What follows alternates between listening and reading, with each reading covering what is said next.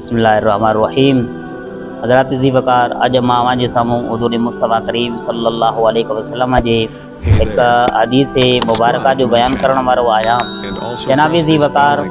आका अलैहिस्सलातु वस्सलाम जा उन हदीस मुबारका में एतिरा त ख़ूबसूरत लफ़्ज़ आहिनि कि अल्लाह जे हबीब करीम सल्लल्लाहु अलैहि वसल्लम फरमायो कि आसमान जे दरवाज़नि मां एक दरवाज़े के फ़रिश्तो अर्ज़ कंदो आहे कि जेको अल्लाह सुब्हानहू व तआला के सोनो कर्ज़ ॾींदो तो अल्लाह सुब्हानहू व तआला उनके सोनो बदिलो अता कंदो। ऐं हिकु ॿियो मलाइक ॿिए दरवाज़े खां सॾे करे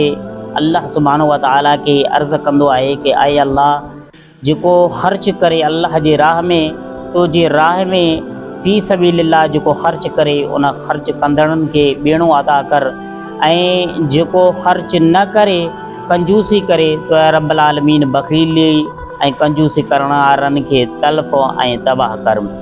ऐं हिकु मलाइक ॿिए दरवाज़े ते सॾींदो आहे कि आए इंसानो,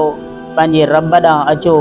जेको रब तव्हांखे रिज़्क़ थोरो ॾिए पर उहो रिज़्क़ काफ़ी तव्हांजे लाइ हुजे, उहो उन खां भलो आहे कि जेको घणो रिज़्क़ तव्हांखे ॾिए ऐं उहो घणो रिज़्क़ तव्हांखे रब जी यादि खां गाफ़िल बणाए छॾे। ऐं हिकु फ़रिश्तो अञा ॿिए दरवाज़े खां सॾींदो आहे कि आए इंसानो, मरण जे लाइ ॼमो ऐं वीरान थियण जे लाइ